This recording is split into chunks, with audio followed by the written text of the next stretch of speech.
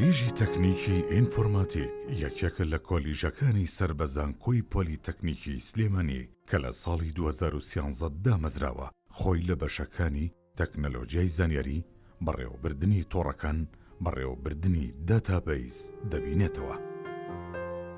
کۆلیژی تەکنیکی ئینفۆرماتیک ساڵی 2013 دامەزراوە. ئامانج لەکردنەوەی ئەم کۆلێژە بۆ کەمکردنەوەی ئەو گاپەیە یاخود بۆ کەمکردنەوەی ئەو بۆشاییە کە لە نێوان زانکۆکان و یاخود ناوەندە ئەکادیمیەکان و بازاردا هەیە. خاڵی جیاوازی نێوان کۆلیژی تەکنیکی ئینفۆرماتیک لەگەڵ کۆلێجە تەکنۆلۆجیەکانی تر لە زانکۆکانی تر لە ناوچەکەدا ئەوەیە خوێندکار لە دوای تەخەڕوجکردن یاخود لە دوای دەرچوون لەم کۆلێجە ئەتوانێت اختصاص وەربگرێت لە زۆر مەجالی جیاوازە لە زۆر بواری جیاوازە. بۆ نمونە ئەگەر خوێندکارێک لە بەشی داتابیز تەخەڕوجکە بەشی داتابیز تەواو بکات کۆمەڵێک بوار تەخەسوس وەرەگرێت کە لە ئێستادا بازار زۆر پێویستی بەو کادیرانەیە بە هەمان شێوە بۆ ئایتی بە هەمان شێوە بۆ بەشی تۆڕەکان.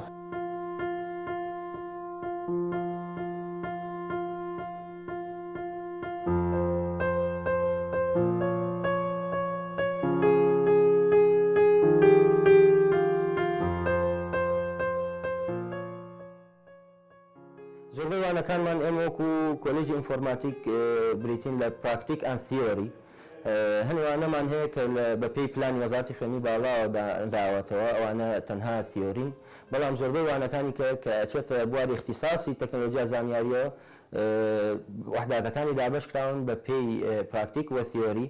بۆیە ئێمە لێرە گرنگیش بە بواری پراکتیک ئەین چونکە بەڕاستی بواری پراکتیک علمەکە و بابەتەکە بە شێوەیەکی باشتر و سەرکەوتووتر علمەکە ئەگەێنێ بە خوێندکاران و سوودی لێوەر ئەگرن و لە دواییە هەمان شت ئەو کارەیە کە ئەتوانن بەکاری بێنەوە لە بواری ژیانی ڕۆژانەیانە کە دەرچووی ئێمە ئەبن و لە فەرمانگە و کۆمپانیا و ڕێکخراوەکان دائەمەزرێن.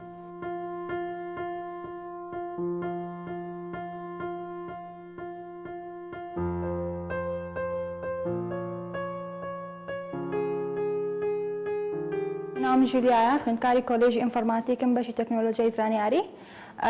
لە قۆناغی 12 کاتێک ناوم لەم بەشە هاتەوە خۆشحاڵ بووم. سەرەتا نەمەزانی بەشەکە چۆنە و چییە، بەڵام لە دوای ئەوەوە بەهۆی مامۆستاکانمانەوە بەهۆی تەلەبەکانمانەوە ئاسێکی بەرزیان هەیە زیاتر ئاشنا بووین و بەشەکەمان زیاتر پراکتیکیە و تەلەبەکانمان ئەوانەی کە تەخەڕوجیان کردو ئێستا لێرە نەماون لەلایەن کۆمپانیا بەلاحەکان و گەورەکانەوە زیاتر داوا ئەکرێن.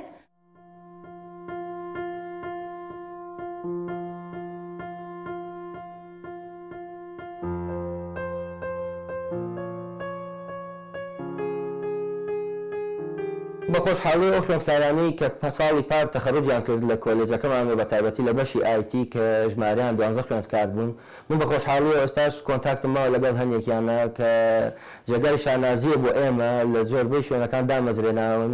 خوێندکارمان هەیە کە بڕواناوی بەکەلۆرسی بەدەستهێنا لە کۆمپانیا گەورەکان دامەزرێناون وەکو ئاسیاسێ وەکو کۆڕک تیلیکۆم. یەکەم و دووهەمەکانمان وەرگرتوەوە لە لای خۆمان وەکو مەعید، هەنێکیان وەکو مەعید دامەزرێناوە لە پەیمانگە ئەهلیەکان لە زانکۆ ئەهلیەکان کە وەکو مەعید بەشداریە بن لەوانە پراکتیکیەکان و بڕوانامەکەیان کە دەرچووی کۆلیژی ئینفۆرماتیکی خۆمانی و بەشی ئایتی بە تایبەتی.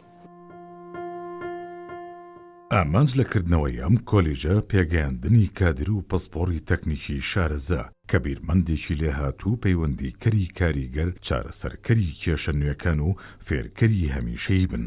هەروەها پێگەیاندنی شارەزا لە بوارە جیاجیاکانی ئینفۆرماتیکدا لەسەر ئاستی بەکەلۆریۆسی تەکنیکی و بەرزتر بە شارەزایی و زانیاری سەردەم هاوشان لەگەڵ دوا پێشکەوتنەکانی زانست و تەکنەلۆجیا و لەبەر ڕۆشنایی پێویستیەکانی بازاری کار بۆ ئەوەی بتوانن خزمەتی کۆمەڵگا بکەن و بەشداری بکەن لە پەرەپێدان و پێشکەوتندا. I'm studying computer networks at Technical College of Informatics. Our college is a well-prepared college for developing and educating students at the computer field and technology. And our specializations are the most demanded specialization in the market.